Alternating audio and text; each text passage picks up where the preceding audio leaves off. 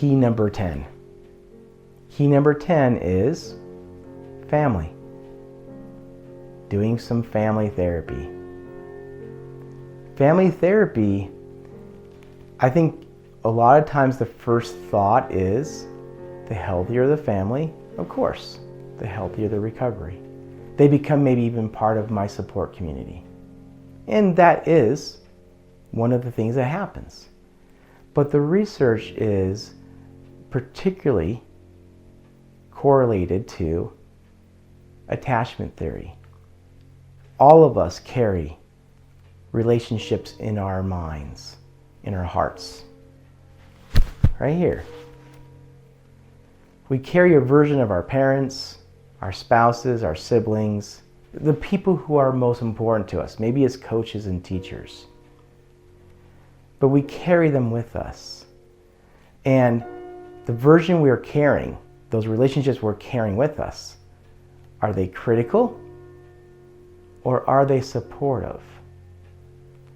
If we're facing something really difficult at work or at school, if those relationships are, for the most part, supportive, it gives us strength.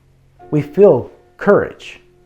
We're able to do hard things, to really push ourselves, maybe further than we thought we could.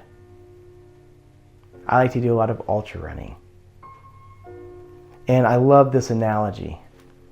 I think in early recovery that when you do an ultra race, particularly a long distance race, particularly here in America, we have a unique culture, different than the European races.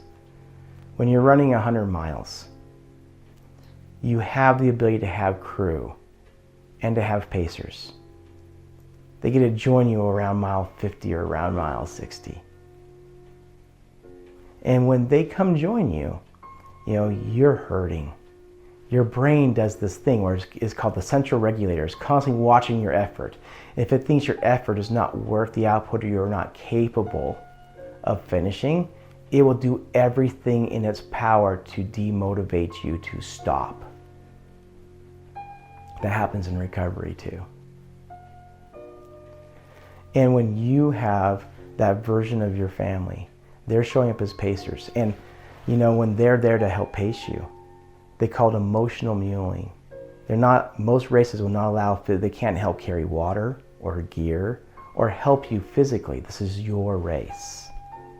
But they're there to encourage you that you got this, to remind you that you wanted to do this, that this is your goal, that you can, that you're capable.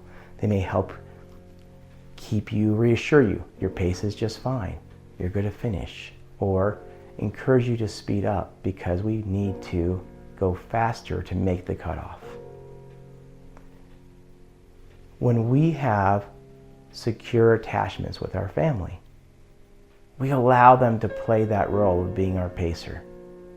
And maybe they also change jobs, they change their roles. Maybe they're going to be crew. At a critical aid station, they're going to be there to help us clean our feet, to bandage our blisters, make sure we're eating enough food, taking in enough water, that we're cooling, and we're going to get us back out there. When we do the work to help have a more secure attachment versus an insecure attachment, and when we're insecure, most adults are either going to be avoidant or they're going to be really anxious. And when we're really complicated, we're fearful, we're both avoidant and we're anxious.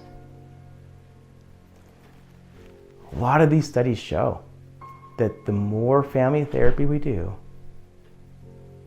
the stronger our recovery is. And in fact, some studies that just got family therapy saw just as much success as any of the other forms of treatment. So I encourage you to really work on not just your part, or not just their part, but your part of having that secure relationship.